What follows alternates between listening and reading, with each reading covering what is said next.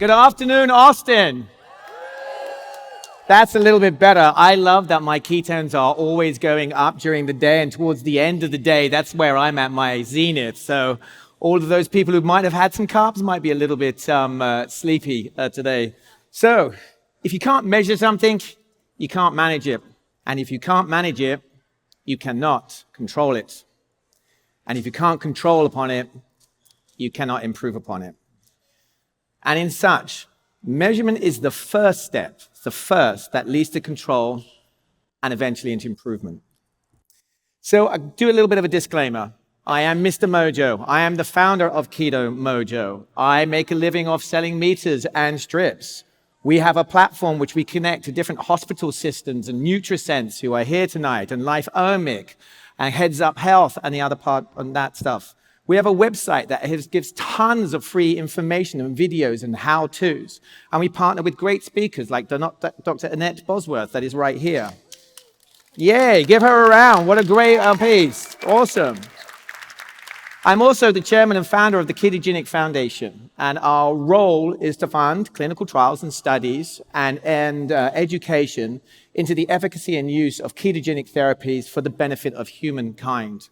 And I'm also on the board at the European Keto Life Center and at the Metabolic Terrain Institute of Health. I am biased. Come on, guys. I am the most biased person that you've got to be here because I've been living a ketogenic lifestyle since 2015, and I've been through a few thousand readings myself and multiple meters over the time.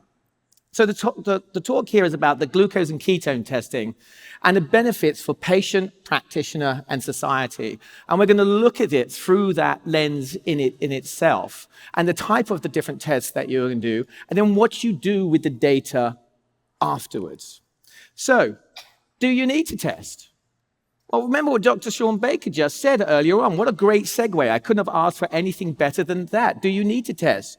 Should we do what Dr. Westman says, just go for his page 4, 20 grams total, and away you go? Maybe. But what is your why? Why are you approaching it? So much in social media, all that we hear about is, oh, don't go chasing ketones, chase results. That's Louise Tyler and Cartwright from the Keto Gains guys. What is your why? Why are you doing it? Is it weight loss? Is it that you've got type 2 diabetes? Do you have adult epilepsy? Have you had a cancer diagnosis? So the reason behind it becomes more important. You can't just say, oh, you don't need a test. There's no need to do that. You've got to approach it as like, why are you doing? What is the reason for doing it? Because ketone testing is a spectrum. We've got your carnivores. We've got your vegetarian ketos. We've got your 4-1s. We've got your 3-1s. We've got your dirty ketos. There's a different spectrum, and it's where you are on that spectrum. So why testing? What do you get? You get an instant, in-the-moment biofeedback that the dietary choices that you are making are right or wrong. It's like a map and compass model. So imagine, what is your roadmap? Well, say you want to eat Italian cuisine. So we're going into Italy. Yeah, that would be pretty good, wouldn't it? Italian cuisine. That's your roadmap. But do you need a compass? Because you're going somewhere new. You're trying something different. Perhaps you're having Indian cuisine. Now, I'd love to go out for an Indian meal, but we don't know what they're putting into those sauces. So this is my map and compass. But when I find that Indian restaurant, it's fantastic, and I stick with it. So this is what's going to guide you as the patient. You'll get a direct connection between your blood glucose and your food. You can understand your bio-individuality. Because what my results are going to be completely different to you or to my wife or to others.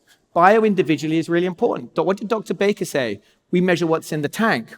We don't measure the utilization. We don't measure how well or efficient your liver is at producing ketones or how well fat adapted you are at receiving them. You get a gamification. How many times have I seen on social media when somebody's just starting and they go 0.1, 0.2, 0.3, 0.4, 0.5. Oh my gosh, I'm in Ketopia. It's absolutely fantastic. I'm going to put it on social media. I'm going to show them my results. They love it because it comes back to them. And they get this control of self. When you suddenly realize that you are the captain of your ship, You are the master of your domain. It's incredible.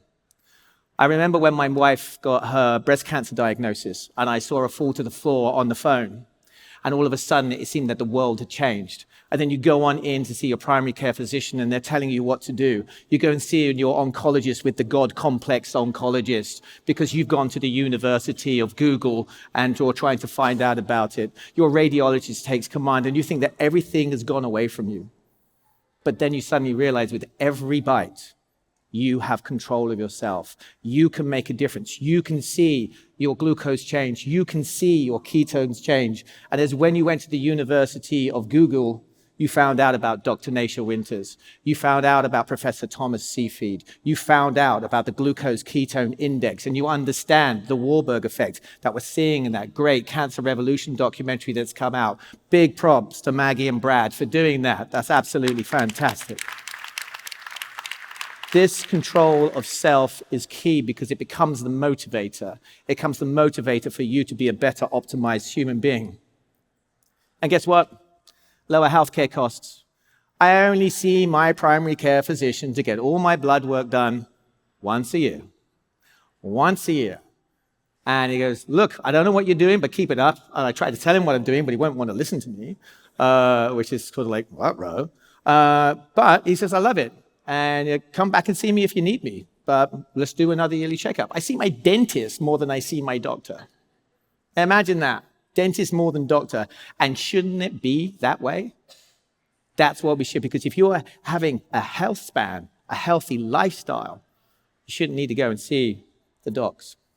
So what is the value for the practitioner? Dr. Westman says a ketogenic diet can be prescription strength. It works so quickly. Your blood changes in 2 days, 3 days. Now imagine as a doctor, you know that somebody's on all of these different prescriptions and you know that how quickly a ketogenic diet will work. So what do you want to do? De-prescribe. How incredible. In this year, we are finally talking about de-prescription for type 2 diabetes, when before that it was a chronic disease and you were going to die with it. Now it's about de-prescription. Not only do we see companies like Virta Health, which now on its Series D funding got nearly a $2 billion valuation, which is incredible. We're now seeing Fortune 500 companies looking at that going, whoa, this is pretty serious. We can have a really massive change. What else? Results. Don't we want outcomes? Don't we want to change type 2 diabetes? We heard Dr. Andreas Arnsfeld. I hear him talking about when he was starting, it was one of his patients that told him about it. And he wasn't getting any outcomes at all. But we can see that there's a 55% reversal rate in diabetes with a well-regulated ketogenic diet. But more important than that, we can see a 91% reduction of exogenous insulin. Now, when Tracy Brown, director of the American Diabetic Association, went to Congress and said, we need to lower the cost of insulin. We need you to change it. This farm is charging too much. You could look at that and we could have changed it by 91%. Like that. Done. But no, because the money that was flooding into the American Diabetic Association was the big ag carbs. It was a follow the money thing and they couldn't pivot. And we can reduce down all of those medications by 67%. That's the value. We hear Dr. Unwin speak in the Public Health Collective in the United Kingdom. He's shown how much his one practice can save on the medications for a single payer system. And that if you replicate that, it's enough to build a brand new hospital every year in the United Kingdom. And that's just one tiny country. And you multiply that across the European Union in a single payer system, you can have a profound effect. Adherence and accountability. Why do we measure ketones? Dr. Baker says, well, it's just what's in your tank. But what it does really mean to a doc is, well, when they have gone and said to you, I'd like you to try a ketogenic diet. I'd like you to eat these kinds of foods. Do you think you could do that? And the patient says, yes. When they test, the doctor knows. The doctor knows instantly. And what they can do is they can now triage their data. They can look when you fall off the wagon. Instead of waiting for you to come back in maybe a month, 2 months, or 3 months, and you come back and say, how is it going? Oh, I fell off the wagon and I burnt it and off it went. You can pick them up in that moment, say, hey, what happened? What happened then? Like, for instance, Nick can tell you, I was having a really bad day. I was having stressful at work. My boss had been on at me. And, it was pizza night with the whole team. And it was like, come on, just have a little bit of pizza. Go on, just have a little bit of pizza. So I ate the pizza. And then I had another slice and another slice. So what the doc or the coach can do is they say, you know what? Next time I want you to have 4 slices of pizza, but scrape off the toppings and throw the garbage in the garbage. You can then give that coping strategy to that individual in the moment and get them so you could have success quicker and faster and better, and so that you can get outcomes. We're going to touch on Dr. Boz's 21-day course a little bit, which I think is absolutely fantastic, but we'll get there in a moment. And you can do remote patient monitoring. We heard on the entrepreneur session from a lot of the people who do coaching and that, it's like, how do they expand their business? Well, if you can see remotely anywhere in the world what a person's measuring, imagine your addressable market. Imagine you as a coach being how you could do more with less in that position. So testing ketones is more than just chasing ketones. It can do a huge amount more from that. And then what is the value for society? Look at this. Type 2 diabetes costs $327 billion in America. Wow, look at those healthcare premiums right there. $327 billion. 356 people will undergo an amputation. That's 1 every 4 minutes. 1 every 4 minutes. How long have I been on here so far? The clock's not going, so I think I'm going to go on forever now. But imagine it. Once every 4 minutes, somebody's having an amputation. And every 9 minutes, somebody's dying. Yet, when you say you don't eat carbs, people look at you like you're a 7-headed hydra. You know what is weird? You know what is abhorrent? Getting your leg cut off. But it doesn't happen once. It might be 3 amputations for an individual. You know what's horrific? Dialysis, taking the blood out of your body and putting it in. Yet somehow I'm weird because I don't eat carbs. It's a massive cost for society. Also, if you've got chronic type 2 diabetes, you're going to have 10 years loss of life. And if you take a look at that 10 years loss of life, there was a Stanford study that was done. And what they did is they tried to put a figure to a loss of life. You can't put a figure to a loss of life. Every life is priceless. But they made that effort. And they said that the average was about $129,000 in revenue. Now, there are maybe 79,000 deaths every year due to diabetes. So how much productivity have we lost that we will never, ever get back? It's a staggering amount of money. And then what you do get is a fantastic quality of life on a well-regulated ketogenic diet. And it's not just type 2 diabetes. We've got metabolic syndrome, cardiovascular risk factors, adult epilepsy. Can you imagine getting 3 seizures a day and then you're suffering with that? I've got a good mate, Mr. Ryan O'Connor of Rock Stop Seizures. He's been having epilepsy, adult, for the last 10 years. The drugs didn't work. They went and took the top of his head off. They put a thing in there. That didn't work. He now puts a magnet over his head every day to try and track his seizures. And then finally, at last resort, they said, maybe we should try a 3-1 ketogenic diet. So 3 weeks ago, he did it. 3 weeks. 3 days of induction. And he had a day free without seizures. He went 10 days free without seizures before he got his first one. Then he went another 5 days without it. That's a 99.5% reduction in seizures. So why on earth was that the last resort instead of the first resort? A completely safe, efficacious way of doing it. But what he has to do with a 3-1, he's got to get his ketones up to 4. And he wants to get his blood glucose down low. So there you can see on this individual the value of ketone and glucose testing. His quality of life has changed. Now, if we look at all of the NCDs that I just showed you on that picture before, it is estimated that the cost, I don't even know how to say how many of those zeros. Are we in trillions here? I think it's trillions by 2030. That's going to cost us. That's going to cost the healthcare system. It's going to cost the single-payer system. So in the European Union, we're going to see taxes go off to cover this. And yet we can see how quickly we can change it in a matter of days. So this is the value of ketone and glucose testing for patient, practitioner, and society. Now, obviously, we've heard a bit about holistic regenerative agriculture, haven't we? For every 1 kilogram produced of beef, we can sequester 3.5 kilograms into the soil with holistic regenerative agriculture. As Joel Salatin says, it is not the cow, it is the how. It is how we are farming. It is our approach to do it. What we want to do is we need to till the soil with fossil fuels, and we need to plant on in there with big nitrates and fertilizers that's going to come on into play. And then we're going to cut down that field, killing all of the rodents that is in there. Yes, vegetarians, you have blood on your hand, but you think that the bovine is more important than the rodents and the millions of animals that are killed every single year in the avocado orchard. So think about that for a second.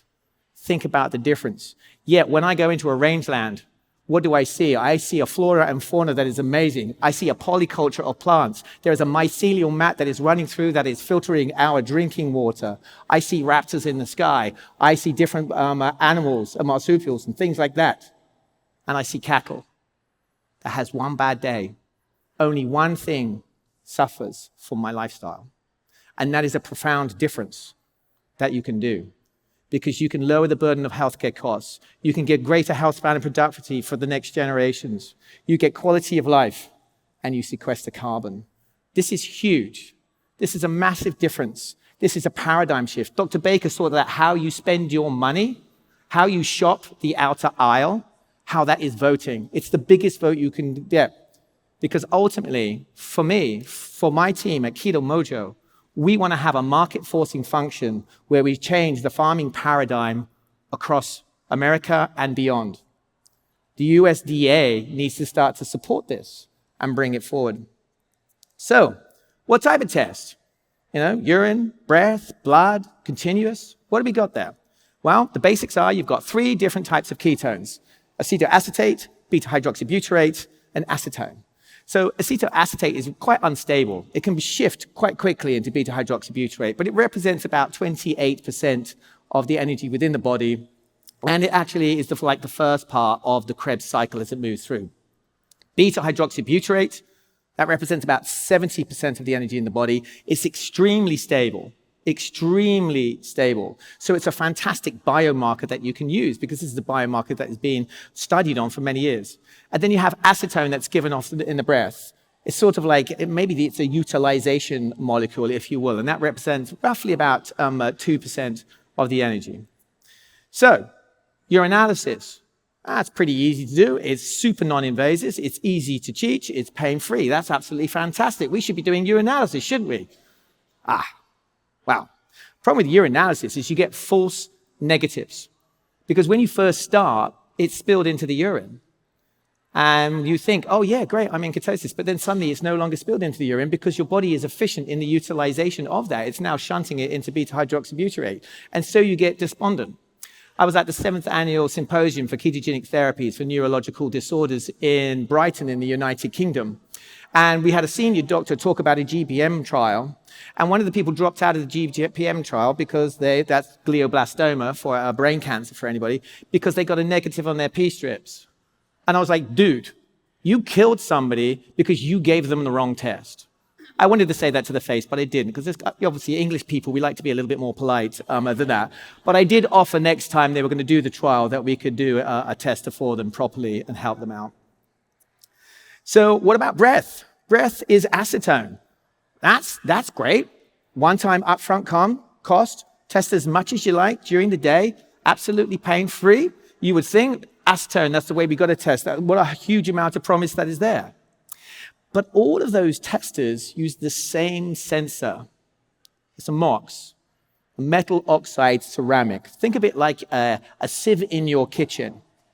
And you can get passive and active degradation on that, just when it's being there. And what I mean by that is it degrades. And then you don't know, it's not reliable, it's not going to give you the efficient. So what they do is they then put it through a heat cycle to burn that off. Well, think like your barbecue. What if you just put your burners on your barbecue because I'm just going to burn off the crud there, but without scraping it and cleaning it? And so in the end, what you can end up with the current sensor technology, I'm saying with the current sensor technology, I think there is promise for the future here. But with the current sensor technology, you'll end up with quite an expensive paperweight. So I can go through the challenges of this. This is a pretty complicated slide, but the false positives that you will get off a metal oxide sensor for breath is, any of these sugar alcohols, sorbitol, xylitol, erythritol, mannitol, all of those will give you a false positive on it. Obviously, alcohol, so if you live in wine country like I do and your wife is a certified sommelier, this is going to be a tricky one for me to actually use for the way I live my lifestyle. Breath mints, chewing gum, all of those, you'll get a false positive. And so this is the challenge of utilizing that kind of test. So we come to blood. Remember, I'm biased here, so there's a lot of green on here, but let's go into it a little bit. It has an ISO standard to it, 15197. What does that mean? It means you're going to get consistency, reliability, and repeatability, and you will know that it will correlate back to a bench analyzer. So when we do our clinical trials, this has to correlate back to a YSI 2900 stat plus. What the heck is that thing? It's a big machine that sits in a medical lab, and it costs about $40,000 to $50,000. But we must correlate back to that so you know you've got a degree of accuracy. You get real-time data points, which is absolutely, and you have that verification of control that you know that it's working by utilizing a control solution, which you don't have a verifiable control where you have that with breath, nor can you get that with urinalysis. But what's the con? Yes, you have to stick your finger. How many people here have actually tested and knows what it feels like? Quite a few. I think every diabetic will know exactly what it does. If you use the side of the finger and a 30-gauge needle, I can't even feel that in any way, shape, or form. So there's a perceived perception for those who don't. There is a cost upstrip. Now, I think ketone testing in America is actually pretty cheap because when I first started back in 2015, they were $4 to $5. And we changed the pricing overnight by 75%. And when we launched our second generation meter, we changed it by another 20%. But 80 cents, test 3 times a day for less than the cost of a latte. You're not going to be drinking your lattes anymore once you go keto. So there you go. It's a wash a little bit in that respect. But for other parts of the world, it is expensive. And we have to understand that. So it comes back, what is the person's why? Why are they doing? And what is their social economic position for them to be able to do it? Is it painful? Well, you have to try it to find out. It's the only way I can say to you, but there's a wonderful product called Gentil. It's the only thing that's in there. They can make that's fantastic for you, some kids, in that respect. And then what you also get as a con is you get a point in time versus a CKM. CKMs, continuous ketone monitors, Abbott announced it, the Lingo product back in CES over a year ago. Yes, they are coming. I think this is going to be a really interesting piece. But they're coming at an expensive price. What do you want? Are you ready to be able to spend out $80, $90, $100 for 2 weeks? And you think about how much that's going to cost over something, and people complain at me at 80 cents for a strip. But the beauty is, come back to that map and compass model that we first started with. You test quite a lot to begin with, but as you learn your body, as you learn the way, you don't need to test. If the coaches have done their job, if we have done our job, there should be no need for you to test. The testing guy is saying there is no need for you to test because you have found the way. This is the way. So, BGMs, I'm not going to go too much into those. There's definitely a huge amount of cost. I think they're absolutely fantastic and use for them for a type 1 diabetic. But my CGM, when I tried it, it flatlines. It's boring. Why do I want to look for 2 weeks at a boring flat line and spend out $80? Well, I don't even know how much the Dexcom is. I think it might be like $200 or dollars on that one. It's boring. Why? Because ketones, if you are in nutritional ketosis, you will have good glucose control, period. You will also know that all 15 biomarkers of inflammation will come down, period. So what if somebody says, oh, I think I've got inflammation, what is the best test for inflammation? Being in ketosis, because you know that all of your biomarkers will out. We want to look to the right path, not to the wrong path. In a CGM, you're tasting for interstitial glucose. There's a delay there. Most of the type 1s that I know are actually testing type 1s. They still bolus, who are type 1 keto, they will still bolus using a finger stick versus using a CGM. They're getting better. We're on the 7th generation that's coming on in. They're getting better. But would I trust it if I was a type 1 keto on an artificial pancreas? Not yet. Not yet. But we're getting better. And I can tell you, every type 1 keto person hates the alarms that they get at night. They loathe the alarms. Thank you, FDA, for making that mandatory that we have to have an alarm on that thing. Because your blood glucose might get down to 70 or maybe even to 65. You're fine if you're on ketos. This is a real tricky slide for you guys to kind of see, but this was the paper that came out on ketone testing utilizing interstitial ketones.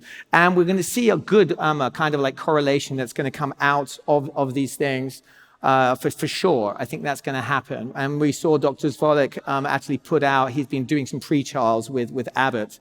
But there's a massive, massive IP intellectual war that is going on between Dexcom and with Abbott. And so I think any company that wants to step in the fray with them, make sure you've got great lawyers, because they've got 30 of them in the UK team and another 30 in the Germany team and another 30 in the American team, and understand that you will be sued into the ground even if you have the freedom to operate. So choose wisely your battles on that one.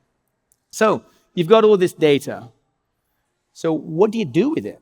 How do you adjust? How do you change? Well, obviously, on the basic patient level, you're going to adjust and change by what you're eating and you're putting into your mouth in that respect. You can say, well, I'm not going to have that sweet potato because it spiked my blood glucose and it knocked me out of ketosis.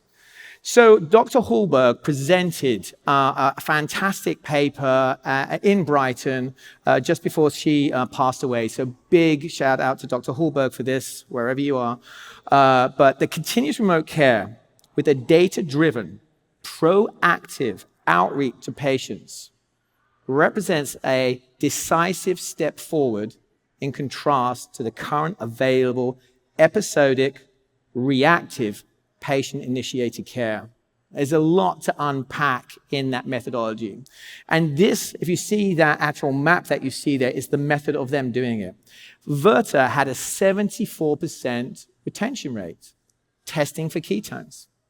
Now, if you look at a traditional adult ketogenic diet or modified Atkins that is used in epilepsy, using an episodic method of care, they were only getting about 42 to 50%.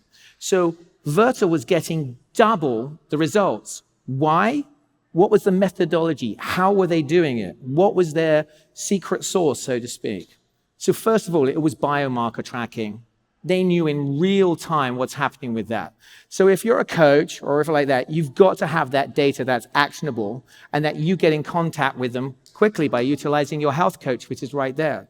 That health coach can now triage in real time. So imagine you're getting all your results in today. You're looking after maybe 100, 200, or 300 people. You go and click on everybody who's in nutritional ketosis. You do one click, send them an email. Well done. Keep doing what you're doing. You're absolutely fantastic. Now that they know that you're watching them, now they know that they've got the accountability that's coming from their doctor actually cares. Their doctor actually cares instead of come back and see me in 8 weeks. They're being proactive in making a change. This button. There you go. You can get a team of medical practitioners to work together. A team. So you can start off with one doctor oversight to make sure you got the deep prescription. You can have RDs, you can have your coaches that's in there, your dietitians in there, or maybe even do what Dr. Boz did, where she found the best people who had already changed their lives and got them in there to help teach and answer all of the questions. This ain't rocket science, guys. It really isn't. What is hard is behavioral change. Changing what we have done and abused ourselves for the last 25 years or so. You've got to change that behavior, and behavioral change is the hardest bit. When you fall off that wagon, you need to get back on, and you need somebody to lift you up and get you back on that wagon so you can get back in the game, so you can change your behavior. Why does the US military put people through boot camp? Because it's behavioral change. It is about discipline. It's about saying, no, I'm not going to eat that popcorn. Because realize when we go through life, from the gas station to the movies to the doctor's office where there's candy in the bowl, it's everywhere. And if you are addicted to carbohydrates, it is everywhere. And you have to learn the discipline to say, I'm not going to do it. Patient community. This is everything. The power of the community is huge. Positive peer pressure. This is amazing. This is how group therapy works. This is how addiction works so successfully. That power of the community coming together, answering the questions that we've heard so many times. When you bring that community, it begins to work. And you need resources. You need recipes, you need how-tos, you need coping strategies, you need videos, you need infographics, and all those things to bring it together. And this is what the continuous remote care model looks like. This is how you supersize the ketogenic diet to be even more powerful. These are the superpowers that come into place. So you've got all your resources. If you go to ketomojo.com, every article that we have has been overseen by a clinical educator who's a registered dietitian or a doctor supervised, like from Dr. Nasha Winters. So you know you can rely upon it. And they're there for free. We have 2.8 million visitors who come to our website because it's prevention. How many people went round and visited Grace, the 16-year-old lassie who's trying to work with teens? Did any go round and visit her? Isn't it fantastic that we have a 16-year-old here who says, why don't no parents come to talk to me to tell you how to talk to a teen about not doing this? That's amazing. That's the first time in all my years I've finally seen this. And I think it was the most better. So go and find her. Support her on Facebook. Support her on Twitter, because she's going to change the next generation. Not an old guy like me in his 50s. No teen's going to want to hear me. They're going to probably go, whoa, get away from me. So this is how we're going to do it, because prevention is so much easier. You want to show how engaging, how delightful it is. When you, as a practitioner, when you go say, hey, I want you to try a ketogenic lifestyle. Notice I did not say diet. I said, I want you to try a ketogenic lifestyle. And they go, well, what does that look like? You can show them this. You can scroll through 220 different recipes, and you can say to them, what do you think about this? What do you think about that? Do you think you could do that? And probably we'd start to see people nodding. You know, people ask me, what's my idea of a nice meal? It might be a awakashi culotte steak with a béarnaise sauce, a side of asparagus with maybe a hollandaise sauce, and then somebody will tell me about oxalates, I know, and the rest of it like that for the carnivores. Maybe some mushrooms that have been cooked in bacon fat or something like that. Does that sound weird? Does that sound, hey, you're going to be deprived in life? You're not. It's extremely rich, it's extremely enjoyable, and it's extremely, gives you that satiety. So through positive metabolic behavioral change, utilizing the interoperability of all of those systems together, you can make an amazing change. One of the most amazing changes that I've seen in the recent months was a 21-day challenge that was done by Dr. Annette Bosworth and her team. They came to us at the last KetoCon, and this is the power of KetoCon, and it was her coaches were saying, hey, you know what, you really should use KetoMojo. You're using another meter at the time. Well, it's an okay meter. I've got nothing wrong with it. It's FDA certified. You know you're going to get a good quality meter. But they came to it like that because we had this platform. And Dr. Bosworth had this idea, and she explained about positive peer pressure and that change. So we went away, we coded it, and with, I'm thinking about 60 days or something like that, we came back with the first version of it, and she introduced it. 200 people, 21 days. The amazing change in that time. She utilized the learning management system that was bringing it together, and she brought all the pieces together for absolute success. And then using all of her coaches, they've gone on working with those people, and they continue on the path of success together. This is how you bring tools and modern tools to affect remote patient. And from that, it replicates and it grows and it becomes a wildfire. So thank you, Dr. Bosworth, for taking and working with us and giving us the ideas. Really appreciate it. And that platform did not cost them anything. We invested $2.6 million in creating the MyMojo Health platform, and we give it away to free to anyone, to any coach, anywhere in the world. We've got servers in Europe, we've got servers in America. You don't even have to use my meter. You can put it in manually. You can pull in the data from Apple Health Kit or other places like that. You can manually put the thing in, but it is there to affect metabolic change. Because remember, when we shop the outer aisle, we're voting every day with our money. And where you vote, that makes a difference because you are changing the farming paradigm globally. And that's ultimately what we want to achieve. So I really want to say thank you to everybody for sticking here to the last moment. I'm your last speaker. It's wonderful. And whilst I'm up here on stage, I want to thank all of the volunteers that have been here that you've seen in those yellow shirts for spending their time and helping you guys out. They've done an amazing, amazing job. So I do have a little bit of time for any questions. Anyone? Up. Here we go. Coming on down to the front. They're working their way on in. Is there any possibility that the Keto Mojo app will be updated to include a graph function? Yes. Actually, we have 2 apps available right now. There's the Keto Mojo Classic app. That was our legacy app that currently exists. But there is the new My Mojo Health app that is available right now. It is the next generation app that we've been working on. We got to some limits in the way that we could do our legacy one. Mainly for the way that the language it was written in was transferred into other languages. And when you do that, it gets messy. So we bifurcated the code. It's in a new one. The My Mojo Health app is updated every 2 weeks right now.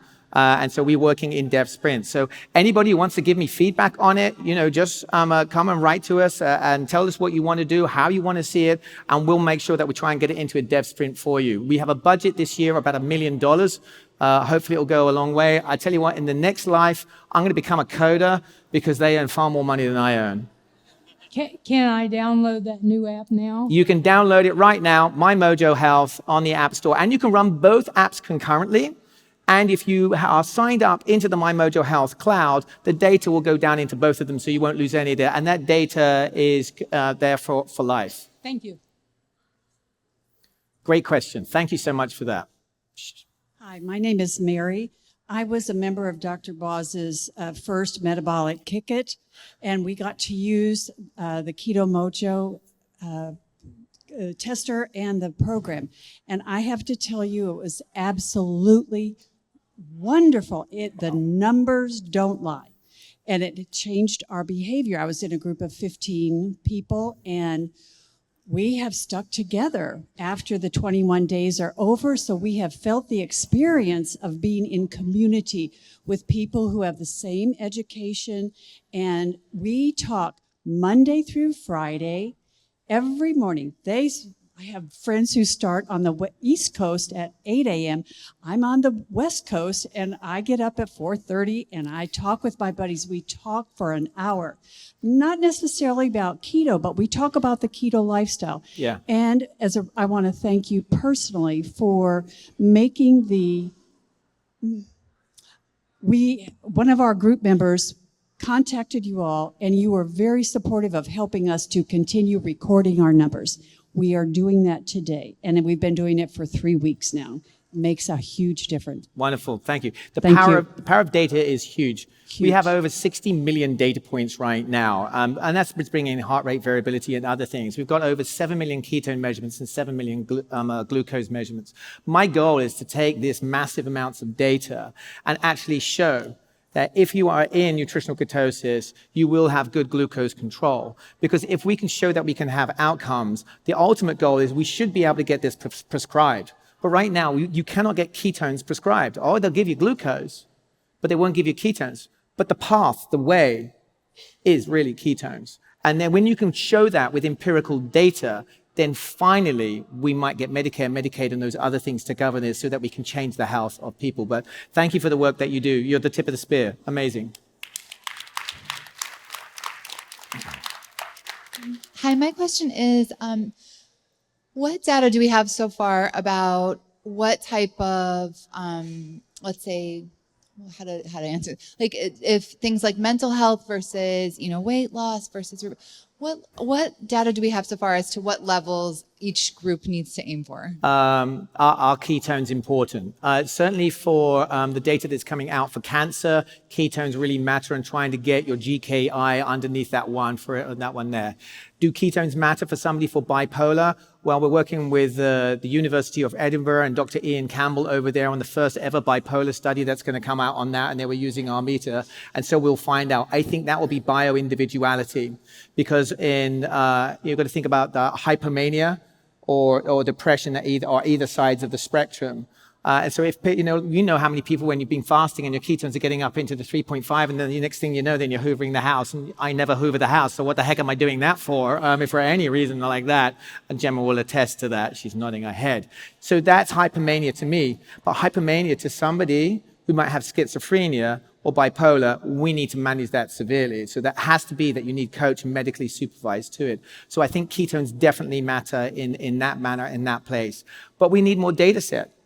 And when there's nobody funding this, when there's no magic pill, where do you get the money? So we try to do the pilot one so we can get the NIH grants to go on from that. But that's a great question. More studies need to be done, more data set that needs to come out. I think we have one last question. Is that it? I don't know for the team. I've got the red light flashing at me, so I'll be real quick. So when's the best time to test? If I just wanted to test once a day. Okay, best time to test once a day. There are two schools on this one here. So you're going to pick your battle on this one here. So Dr. Isabella Cooper of the University of Westminster, she really likes the just before your evening meal test, because that will tell you how well and clean that you've been during that day. But your ketones start off really low in the morning. They kind of like rise up to lunchtime and they'll be in that little plateau. Then there's a little drop in the afternoon a little bit as you're digesting everything, and then it picks up to get to your zenith at the top. So if you want to see the big ketones, you're going to do the one just before the evening meal because that's going to make you feel good. But if you want to see the lowest that you'll have of the day, you're going to do it in the morning, about an hour after waking, because the dawn effect, you're going to have a cortisol spike. But your ketones will generally be lower at that part in the morning. So if you only want to do it once a day, you pick your battle. I personally like the evening meal because I want to see the big ketones, but I'm a guy, you know what I mean? I'm like this morning I was 84 milligrams per deciliter on glucose, nailed it, and I was 3.2 on my ketones. No. 3.2, and why was that? As I do one meal a day when I'm doing this. I drink tea during the day, which is a lot of fat, so I'm pushing a lot of fat during the day. But then if I'm testing live in somebody, I can go like rock star. Good question. So you're saying after your meal? No. Oh, before. Always before the meal. Okay. And at least 3 hours after having eaten a meal, because it will confuse what's in there. Okay. Thank you. That's all right. Well, hey, guys, that's a wrap. This is the end of KetoCon. It's been absolutely fantastic. Thank you so much.